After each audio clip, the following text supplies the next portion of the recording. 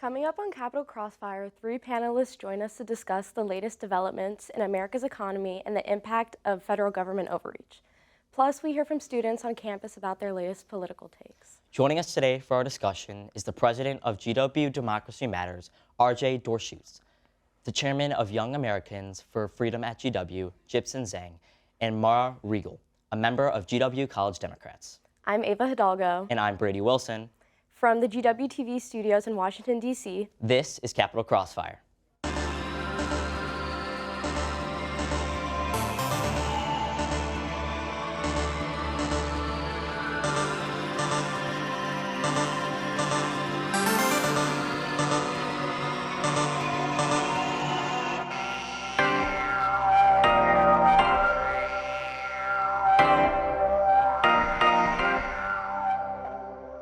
Before we start, we need to address something important. Last week on September 10th, the well-known conservative activist and commentator Charlie Kirk was shot and killed while engaging in a debate event at Utah Valley University. He was 31 years old. Our thoughts are with Kirk's family, his friends, and all those who have been affected by this horrific act of violence. As a program dedicated to producing discourse among students and hearing from a wide range of perspectives and viewpoints, GWTV's Capital Crossfire strongly condemns political violence in any form. We are committed to upholding free speech, along with our journalistic values of objectivity, professionalism, transparency, and truth. That means approaching differing viewpoints with an open mind, treating our guests, talent, and crew with respect, and rigorously researching and fact-checking our content. It also means that violent rhetoric and hate speech, regardless of where or who it comes from, will not be tolerated on this show. We ask our viewers and guests alike to remember this. While we invite you to get caught up in the crossfire with us during this hour, we hope you'll come out on the other side with a new perspective you hadn't previously considered, and with a reminder that we have more in common than we do dividing us. With that said, let's begin. Thanks, Ava and Brady. Welcome to today's discussion. I'm Ryan, and I will serve as your moderator. Over the last couple of months, President Trump has been taking striking actions when it comes to the economy and how our government is being run. Supporters back his decisions as president, while critics share concerns that he is abusing his power. To start our discussion, we'll talk about the economy. Recently, President Trump has been attempting to fire Federal Reserve Governor Lisa Cook. Just yesterday, Trump asked the Supreme Court to allow him to do so after he was previously told by a district judge that he couldn't. Do you think that President Trump is justified in trying to remove Lisa Cook? If so, why? We'll start with you, Mara. Hi, thank you for having me. So the firings at the Fed and the Bureau of Labor Statistics are both really only politically motivated firings, not because of actual job ineffectiveness. With Lisa Cook, she has been doing her job correctly. The federal government and the courts have found that she has been doing it right and that there isn't a basis for her firing. Even with the Bureau of Labor Statistics Commissioner, Erica McIntyre, she was fired simply for reporting that jobs were actually downturning instead of going up like Trump would hope. It's not because they're bad at their jobs, it's because Trump doesn't like their opinions because it doesn't fit their narrative. These firings are only making our government significantly less effective than it could be, when in reality, if we let these trained professionals do their jobs, maybe we would get somewhere. But in the Trump government, being effective and being responsible isn't a priority. Politicizing the country and making things harder for people to fit a narrative is the priority. So that's why these firings are happening. Thank you. How about you, RJ? Yeah, so the Fed is very clearly set up to be an independent institution. You know, the law only gives the president power to remove a board member for cause, and cause being, like something that is very strictly, okay, they were abusing their power, they were breaking the law, that sort of thing. Even if she was committing this home fraud, like claimed, which is not proven, we also live in a system where you're innocent until proven guilty. It's not entirely clear that even that would meet the definition for cause.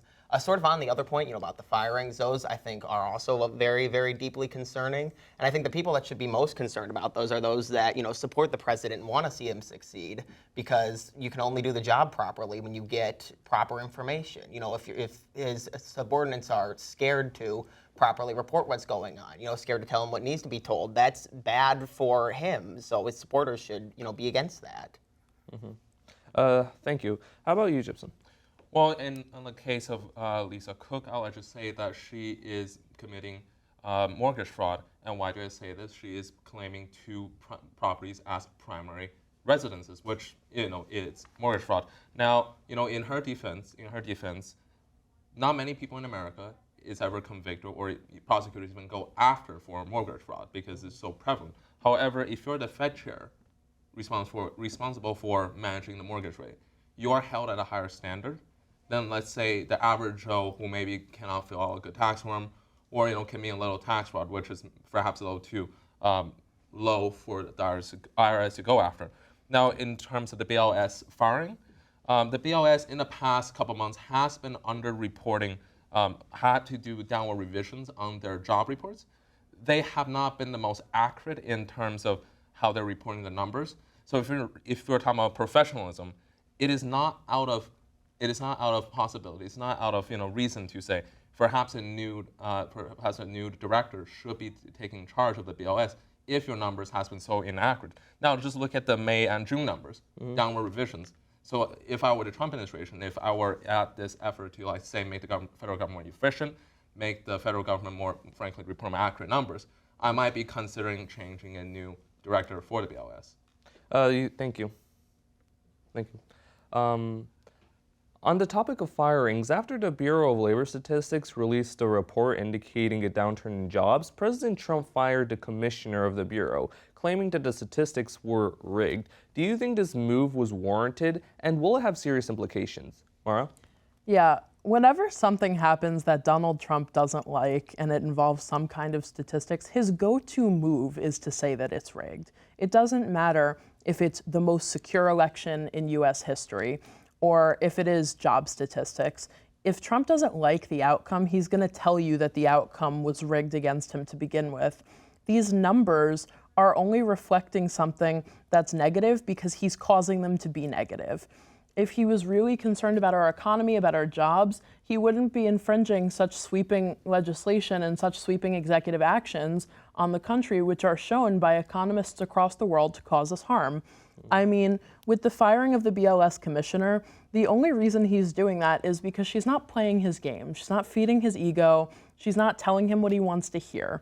If Trump wants a bunch of yes men, firing her is a good way to do that because she is not someone who's going to bend to his wants and his wills because it's not in her job description. It's not what she's there for, it's not what she's designed for, and it's not what the statistics reflect. So Trump is saying it's rigged because he's throwing a temper tantrum as usual, and this is how he combats it. Thank you. How about you, RJ? Yeah, so I think this is sort of part of a very concerning trend, because this is not the only instance of this happening. This also happened after the strikes in Iran, when it was reported by the military that they weren't as effective as initially believed. I believe it was the general that was in charge of the unit for reporting got fired. And again, like I was saying earlier, that's not how anybody should want the government to be run. It needs to be run on accurate figures. Sort of earlier, you were talking about the downward revisions. That's standard, right? Because it's just an estimation from the Bureau of Labor Statistics. And so I think it's everybody, Republicans, Democrats, Independents, you want the government to be run on accurate information, because if you're making a bunch of decisions just based off of, fabricated numbers designed to please somebody, not that that's necessarily what's currently happening, but obviously that's the risk of what's happening. If people are scared to give accurate numbers, give proper reports, if they're worried that it might upset the wrong person and make them lose their job. Okay, how about you, Jipson? Well, I do think inaccurate numbers, it should be corrected in all means. Now, as you mentioned earlier, as I mentioned earlier, BLS has to do downward revisions on a lot of their numbers reporting, especially for the month of May and June. As you've also seen recently, with the effort to redo the census when it was done so terribly in 2020, it must be redone to correct the faults. Now, I don't blame the Trump administration for wanting to make the government more efficient, and if it means to fire people who are in government for a long time who's failing at their jobs, I do believe it's a reasonable thing to be fired. Now, I agree with you. It is probably not something that we see a lot recently. I think I was reading an article, especially with the Fed, in what almost a Fed governor haven't been fired for almost 100 years. Correct me if I'm wrong. But then again, we're in a time when when the government, especially the administration, is wanting to make drastic changes that can reform the government, make it more efficient in the years ahead.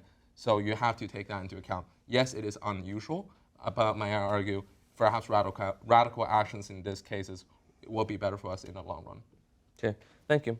On the topic of the Big Beautiful Bill, the Big Beautiful Bill, which Congress passed over the summer, is projected to cost $3.4 trillion over the next decade, primarily through tax cuts and increased defense spending. Meanwhile, CNN reported that the bill will likely have harmful impacts on lower-income Americans, including potential loss of Medicaid and SNAP benefits.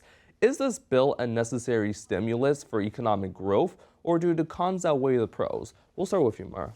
Yeah, so the overreaching ugly bill, as I like to think of it, is incredibly harmful for this country, and I'll go into why for a few reasons. First and foremost, the Big Beautiful Bill assumes that by sweeping in these tariffs over other countries and by cutting taxes for the 1%, that we will in turn create jobs here that will encourage American spending and American manufacturing.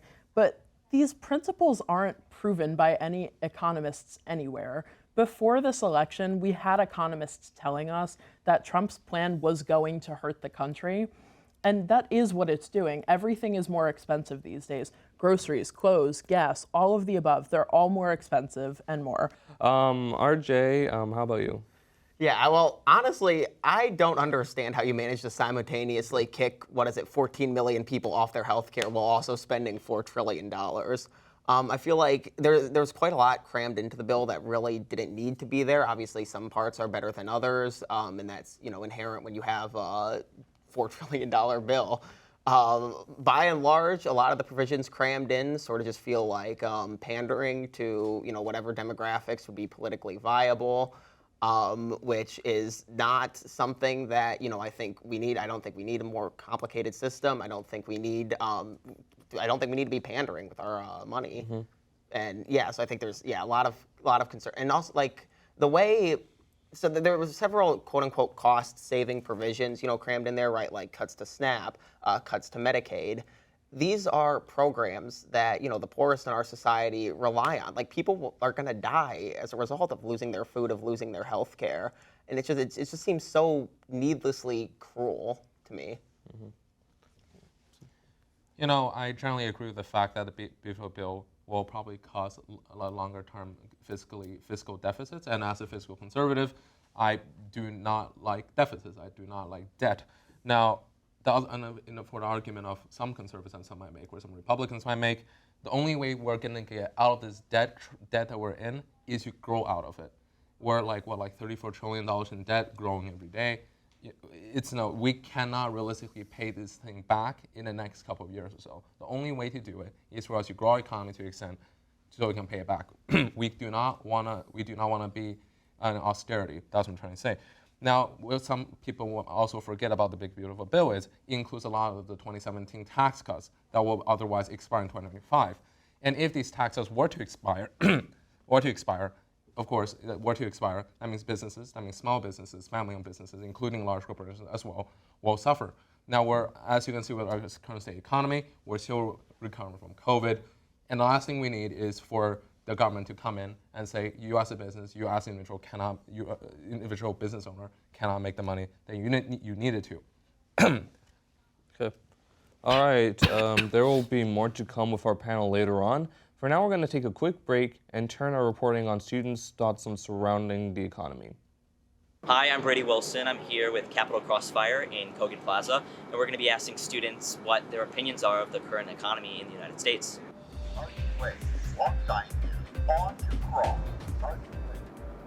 So how do you feel about the federal budget changes and their impacts on GW? Yeah, when it comes to the budget, I would say that it's a little neglecting of the student's opinion and the student movement. I'm not like, I could see the reason behind it, but I feel like there wasn't enough student opinion involved, like basically. I'm personally not the biggest fan because it affects students like us, and also there are also federal budget changes throughout the nation, and that also affects fellow students. And all my friends are in college right now, so they're going to be affected one way or another. I think it's really unfortunate. I mean, from what I can understand, federal cuts will really impact GW's ability to provide a solid education. I'm more so thinking about DEI and cuts to DEI programming, which will be really unfortunate because I'm a part of many organizations where DEI is a cornerstone of what we do. So cutting funding or implementing programs that, that encourage DEI, that value DEI is really upsetting. I think that it's going to negatively impact our school because when the rate lowers funding and that can encourage people who probably could be able to come to our school do scholarships and things. Have you observed any other impacts of spending cuts on federal programs? An example of SNAP. Not in my current life, but I can anticipate that there are possibly impacts that I can't see. But I'm sure that they're affecting many in our student body. Yeah, so in my county where I come from, I'm from north of Seattle, about an hour. About 60% of the population where I'm from rely on SNAP. But people have started to emigrate from my county because they can't afford it. Yeah, so at our school, where I'm from, in Raleigh, they have to not pay funding because they lost funding for our school. They have to pay for each AP exam and everything. So now that makes kids who would be able to do it for free not be able to do it. Mainly, I've experienced I've had friends in government that have been Doge. So that wasn't fun. I had friends that worked in security programs that got Doge, and we're gonna have their law school paid because of these government programs. But after they lost their jobs, they didn't have that opportunity anymore. Obviously, law school is very expensive. This happened to several of my friends. So. GW students have felt the effects of changes to the federal budget, whether it be through the lens of their own experiences, those of friends, or those of communities at home. In particular, they've noticed these changes through the shrinking of programs involving food benefits, DEI, and educational scholarships. And with that, let's turn back to our panelists and discuss the role of federal government on a national level. Recently, the Trump administration has been threatening to cut funds for higher education and even attempting to prohibit international students from attending American universities. How do you see this affecting academic freedom in the future? Mara? Yeah, so Trump himself recently speaking said, "Smart people don't like me," and that's a quote. By seeking higher education, by having a liberal arts education, we are taught to critically think, we are taught to question authority. Trump doesn't like that because it doesn't feed his base. By educating people, by showing them the nuances of complex issues, it gives them the vocabulary and the reference frame to make questions about the things he's doing and to have criticisms of him.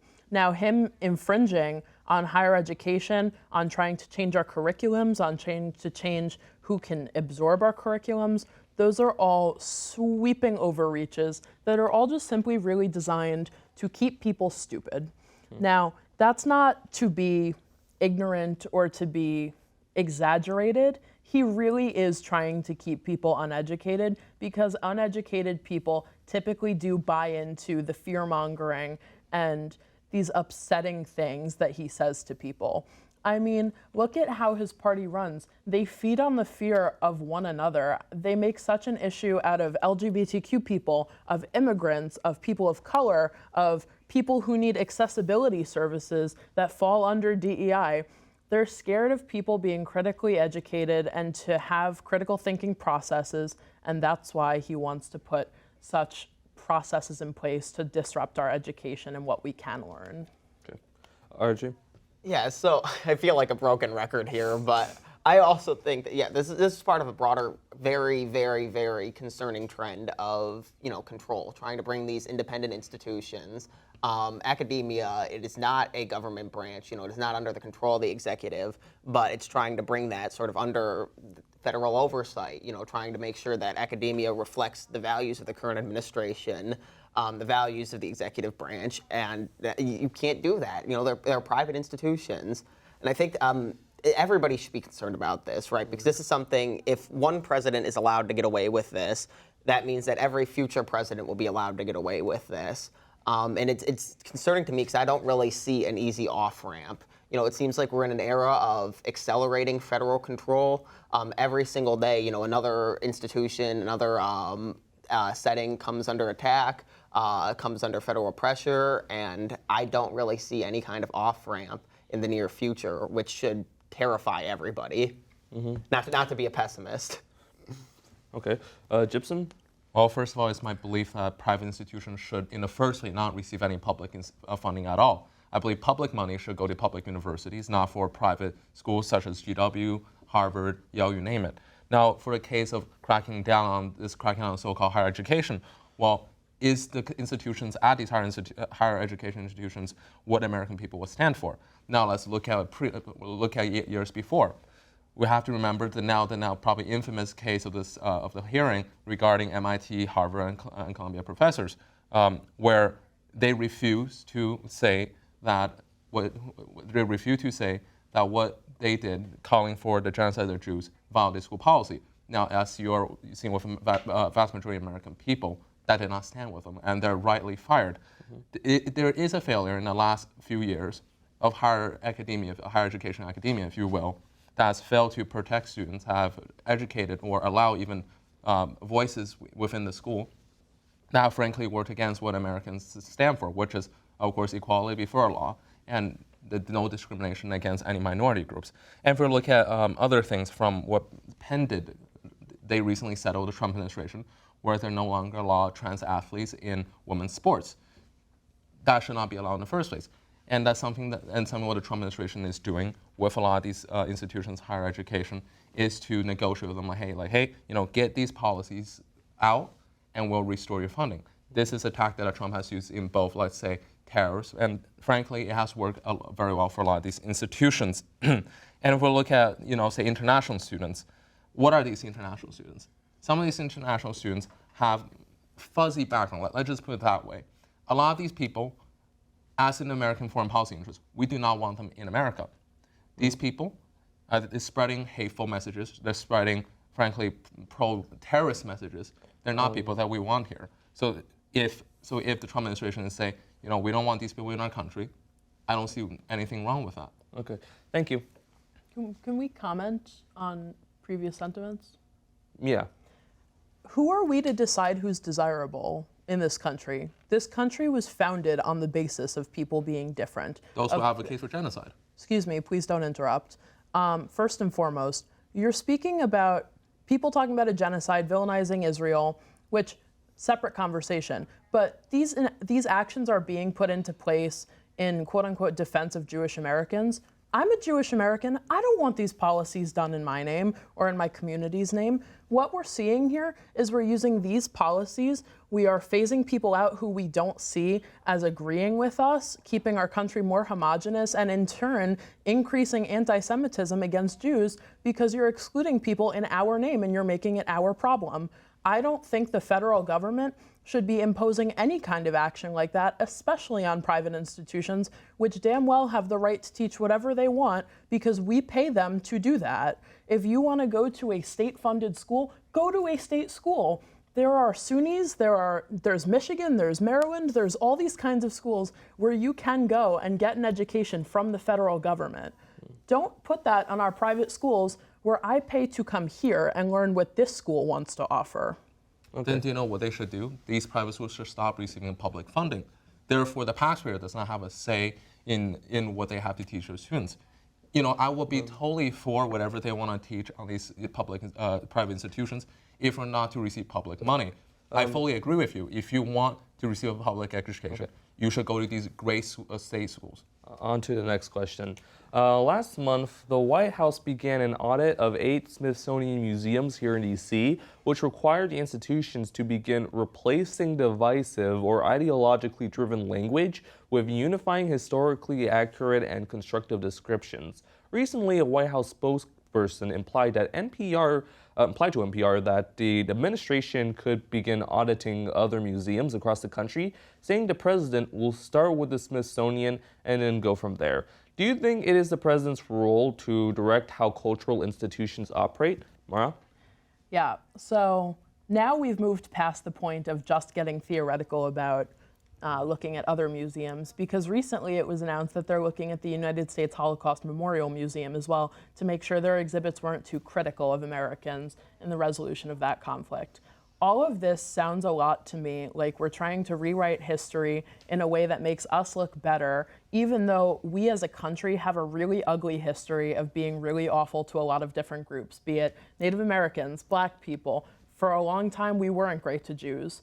That's a more, even now, we're still not really great to Jews. We either see them as a bargaining chip or as an enemy. So this role of the federal government trying to go into museums and to rewrite them to make us look a little more favorable does nothing for our public education when these museums are designed to keep us educated and to keep a memorial to what has happened. Rewriting this history and going in and auditing to make sure that it sounds right and it's not too divisive is antithetical to the point of museums as a whole. History is divisive. You're going to have to see that to learn from it. If we don't learn history as it was, we're going to repeat it and we're going to run into a lot of problems in the future. And like you've said, this is a really scary and really disturbing trend. Right. Thank you. RJ? Yeah, I mean, the American History Museum temporarily removed Trump's name from the display on presidential impeachments. Like, no matter how hard, somebody tries, you can't rewrite history. It's an objective fact. He was impeached twice and is the only president to have been done so. And I mean, it was the second time was most bipartisan impeachment in history too. But that's obviously a different conversation. But yeah, I mean, no matter how hard you try, you can't rewrite history. And so, God, I sound like such a broken record. You're making good points. Yeah, overreach, disturbing trend, all the same stuff I've been saying about all these other, because it is a part of the same trend, right? Like it's a tax on independent institutions that won't stop. Mm-hmm. Okay, how about you, Jipson? Well, I think it's unfortunate that the Trump administration currently is going after museums, history museums. As you said, it is an unfortunate thing that we're removing some parts of history. And I do think it was wrong for him to, at least temporarily, remove himself as in a list of presidents that has been impeached, because guess what? You cannot rewrite history, and the last thing we want to do is to rewrite history. This is not 1984. We cannot depermanent the past. Now, with in Trump's defense in some of these museums is, number one, they're, of course, public museums. They're receiving public funding, Smithsonian, most notable one out of them. And if you're the federal government, and if you're setting up displays that especially encourage, say, like DEI activities, the administration, in my belief, is fair for going after them and removing these displays if they think it is, against the interests of the administration. Now, I think there is a fine balance between what is removing history and what is correcting what at least the administration perceives as un-Americanist or displays that are, too politically pandered perhaps to the left. But, I agree with you that is definitely something that we have to watch out for the future. If not, it's a slippery slope. Thank you. All right, there will be more to come from our panel later on. For now, we're going to take a quick break and turn to our reporting on students' thoughts on the impact of the federal government, particularly in DC. Hi, my name is Lily Bennett, and today we're filming in Kogan Plaza for Capital Crossfire. We're going to be asking students today about federal government overreach. Archway, walk sign is on to cross. Archway. Has the National Guard's presence changed the way you feel the safety on and off campus? Oh, absolutely. I think it's absolutely pointless. I don't understand why they're there. There have been a few times where I feel like their presence has benefited, but that's only marginal. I don't really see the point. When it comes to the National Guard, actually, that's really 50-50. I feel I can see why it makes me feel safe, but what I do feel is that it is a move an autocrat would make and an authoritarian would make. No, I feel like they're just there. They're really nice. I just say hi to them. But not really, honestly. I just see them in the metro, and I don't know. I don't think it's very useful, but I feel like a lot of them are concentrated over the monuments area, and I haven't been there as much at all this semester. However, I don't know. I think it sets a terrible precedent for conservative politics. In a true social post, President Trump threatened to federalize DC's police force again in response to Mayor Bozer stating that MPD will not be involved in immigration enforcement. Yeah. What are your thoughts on that? I feel like that's a little illegal, and I feel like that is unconstitutional for many reasons. I'm not just trying to talk like a Democrat, I'm trying to talk like someone in the middle. I mean, I think the excessive federalization is crazy. I think the excessive crackdown on immigrant populations across across the country, and notably in DC, is abhorrent.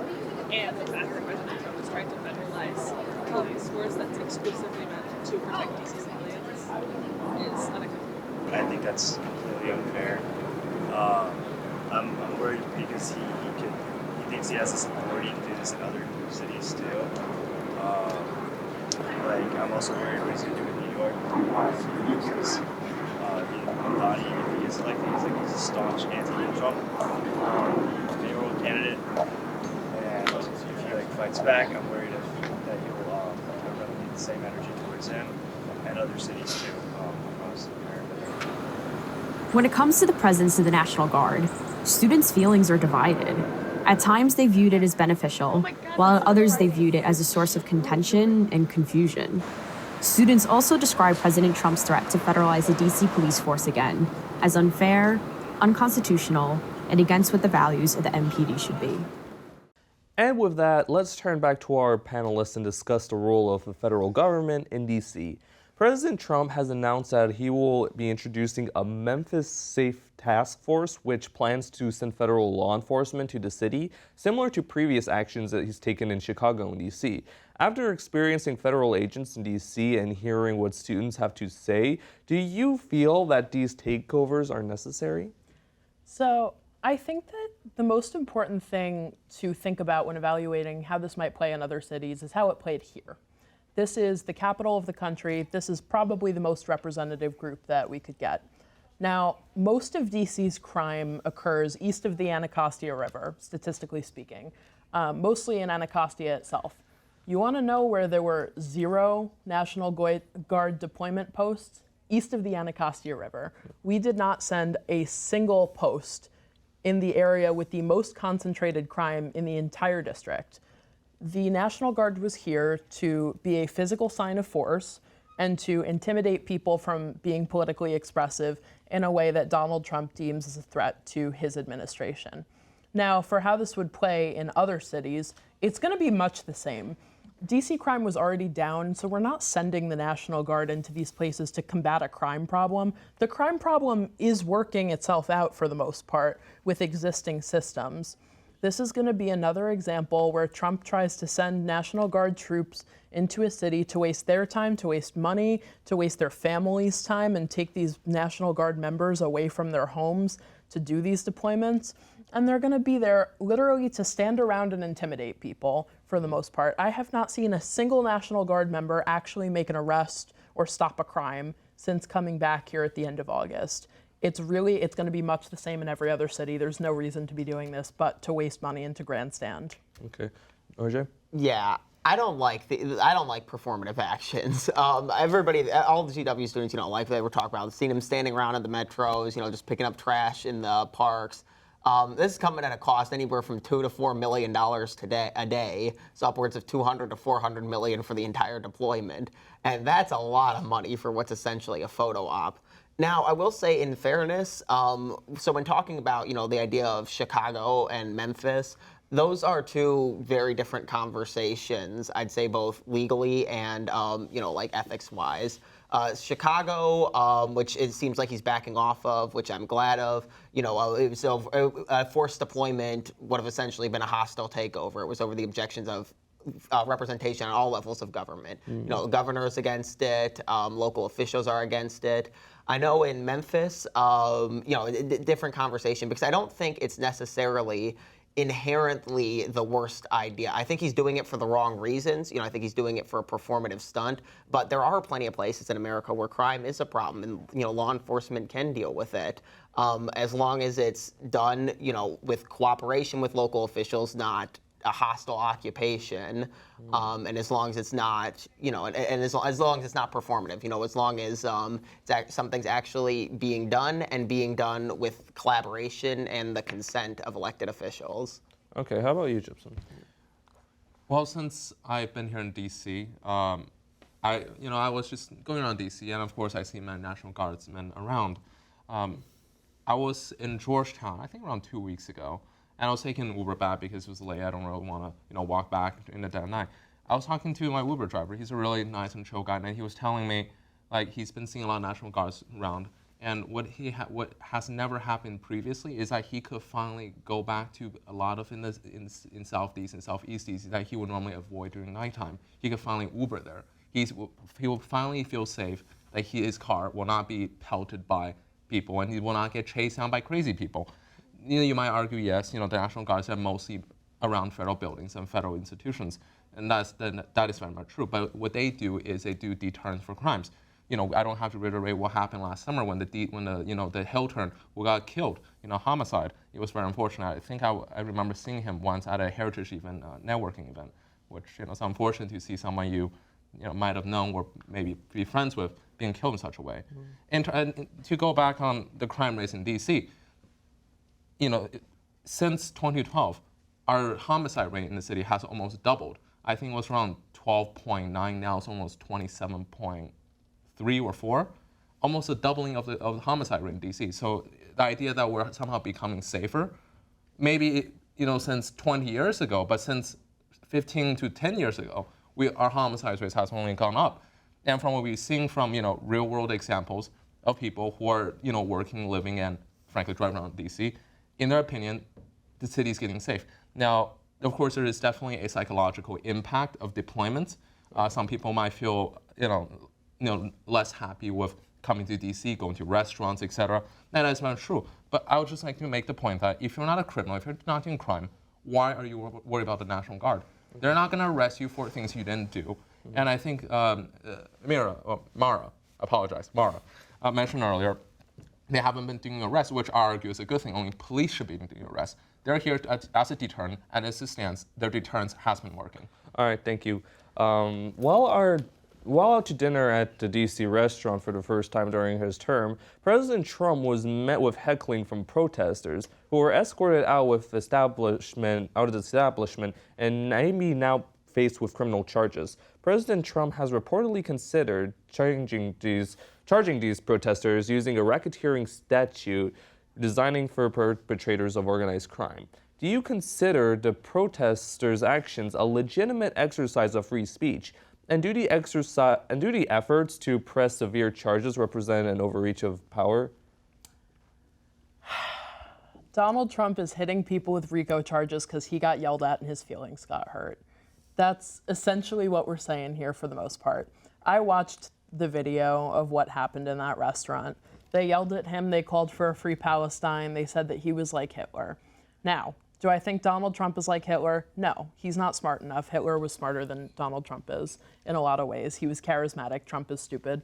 But what he is imposing federal racketeering charges that are usually imposed on gang members and members of organized crime syndicates, like the people he's trying to keep out of this country, on people because he got yelled at. They didn't touch him, they didn't invade his personal space, they didn't throw anything at him, they didn't pose a security threat. They were in the restaurant and they yelled. Is Donald Trump's ego so fragile and so brittle that yelling at him is sufficient enough to get a criminal charge? If yelling at people is the standard we're at now for getting charged with criminal offenses, the crime rate is going to go up, and maybe we are going to need the National Guard, because I promise you, expressing anger is going to become more prevalent in these days now because of how awful things are, which is Trump's fault for the most part. So, Okay. It's almost laughable how bad this is, arresting people for racketeering charges for yelling. All right, thank you. RJ? Yeah, good luck to him is all I have to say. I mean, they couldn't even get a grand jury indictment against Sandwich Guy, and he explicitly said, I did it. I mean, the First Amendment is the single most sacred right we have in America. If you don't have the right to free expression, you don't have the right to anything. Like all other civil liberties depend on the ability to speak your mind freely. And yelling at somebody in a restaurant, good luck. Obviously, private properties, okay, so they were escorted off property. That happens on private property. But a criminal charge, yeah. Okay. Jesus. Jipson? I do agree a criminal charge might be a little flimsy in this case. However, as I agree, First Amendment right is something sacred to us, and you're allowed to protest anyone, even the President of the United States. Now, of course, they're on private property, the restaurant has a right to evict anyone that they wishes not to be disturbing the peace. That in that case, their customers, President Trump and other customers who are there in the restaurant. the restaurants in their entire right to do that. But the protesters are also people from Code Pink. Now, these people are known to be doing a lot of these performative events, protesting at Senate hearings, House hearings, you name it. I had a friend of mine. She was here, a couple of months ago, testifying in front of the, I believe it's the Senate. And she's from Northwestern University, and she was testifying anti-Semitism on her campus. And during her testimony, there's a Code Pink person in the audience who got up and started yelling. So they might not be an organized criminal group. They're definitely an organized group who's going out of their way to disrupt public proceedings. In a case, for her case, it was a right of the Senate. It was a right of the congressman to hear what she had to say. So I do agree with you. The criminal charge might be a little flimsy, but these people, Code Pink people, has been known to do these type of stuff, and I don't blame Trump for maybe lashing out at them a little bit. But racketeering charges, yes, probably not that. Okay. Thank you, Jipson. Thank you, RJ. Thank you, Mara. That's all the time we have for today. Thank you so much for joining us. Thank you. Thank you. Now let's get into our fact check. Earlier in the show, Mara stated that the Trump administration created a directive for the Holocaust Memorial Museum to rewrite and not to be critical to the federal government. While the Holocaust Museum did undergo changes to its exhibits on the U.S. response to Nazi Germany after the announcement, there has been no explicit order or directive by the White House to modify their exhibits. Earlier in the show, RJ mentioned that the Smithsonian temporarily removed references to Trump's impeachment in their exhibits. We would like to also add that a month later, the Smithsonian reinstalled material referencing Trump's impeachment, however significant changes were made to the exhibit. RJ also said that the government is spending $2 to $4 million per day on the National Guard presence in D.C. According to USA Today, the cost is $1.8 million per day. Well, that's all for this episode of Capital Crossfire. Be sure to check us out online at www.gw-tv.com and follow us on Instagram and TikTok at GW Capital Crossfire. For all of us at GWTV, I'm Ava. And I'm Brady. Thanks for getting caught in the crossfire with us. We'll see you back here next time.